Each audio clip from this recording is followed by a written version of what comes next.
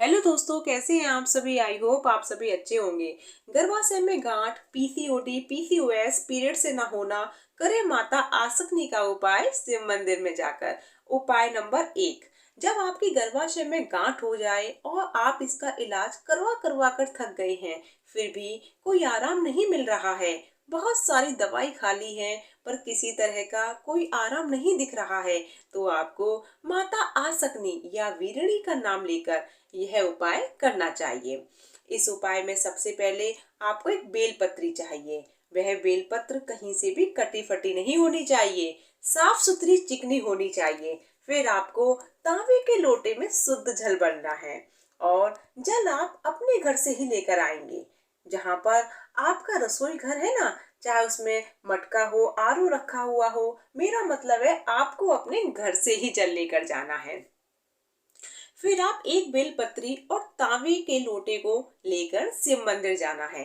शिव मंदिर जाते ही सबसे पहले आपको दक्षिण दिशा की तरफ बैठना है और आपका मुख उत्तर दिशा की तरफ होना चाहिए और उस बेलपत्र को शिवलिंग पर समर्पित करना है। जब आप बेलपत्र शिवलिंग पर समर्पित करें ना, तो डंडे वाला भाग आपकी ओर होना चाहिए। फिर उसके बाद तांबे के लोटे से जल चढ़ा देना चाहिए।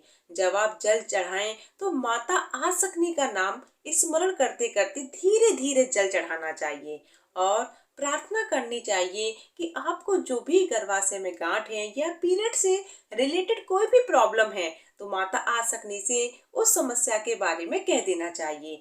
फिर उसके बाद जो आपने शिवलिंग पर बेलपत्ती चढ़ाई थी, उसे उठाकर ले आना है और उसे लेकर अपने घर आ जाना है। घर आकर आपको उस बेलपत्री को खा लेना है। जब आप बेलपत्री को खाएं तो माता आसकनी से प्रार्थना करें कि हे माता, इस बेलपत्री को मैं खा रही हूँ, मेरे शरीर में किसी तरह से भी गर्भाशय में कोई गांठ हो या पीरियड से रिलेटेड कोई भी प्रॉब्लम चल रही है, तो माता आसकनी आप उसे सही कर दें। थोड़े दिन में आप इस उपाय को करें। इसके बाद आप 1 या 2 महीने, ज्यादा से ज्यादा 3 महीने बाद अपना अल्ट्रासाउंड कराकर टेस्ट करवा लें और देखना कि वह गांठ कितनी कम हो गई है या वह गांठ अब नहीं रही हो। ये उपाय बहुत ही असरदार है। आप जो दवा खा रही हैं, उन दवा के साथ साथ इस उपाय को भी कर सकती हैं और माता आसकनी जल्द ही आपको रोग मुक्त करें। उपाय नंबर 2, प्लीज इस चैनल को सब्सक्राइब, लाइक, शेयर, कमेंट जरूर करें प्लीज।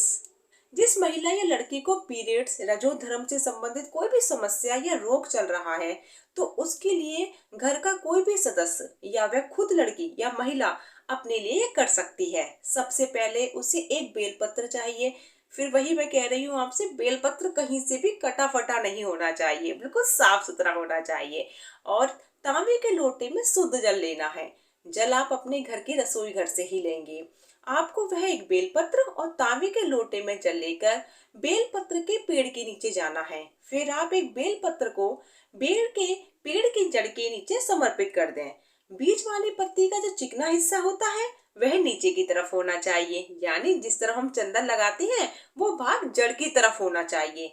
पत्ती को रखकर 7 बार उसी पर जल चढ़ाना है। ये ध्यान रखिएगा, पहले पत्ती रखिएगा फिर जल चढ़ाना है और कुंदकेश्वर महादेव का नाम लेना है। फिर उस पत्ती को वापस लाकर उस नारी को खिला देना है जिसे पीरियड से जुड़ी किसी भी तरह की कोई तकलीफ हो या कोई समस्या हो। इस उपाय को करने के बाद नारी के पीरियड से जुड़ी हुई कैसी भी समस्या हो, वो हमेशा के लिए समाप्त हो जाती। इस वीडियो को ज्यादा से ज्यादा शेयर करें और जो भी महिला या लड़की इस समस्या से गुजर रही है या इस समस्या से परेशान है या पीड़ित है, वह अपनी इस बीमारी को ठीक कर सके। और प्लीज इस चैनल को भी सब्सक्राइब, लाइक, शेयर, कमेंट जरूर कीजिए और कमेंट में माता आसकनी की जय जरूर बोलिएगा। धन्यवाद।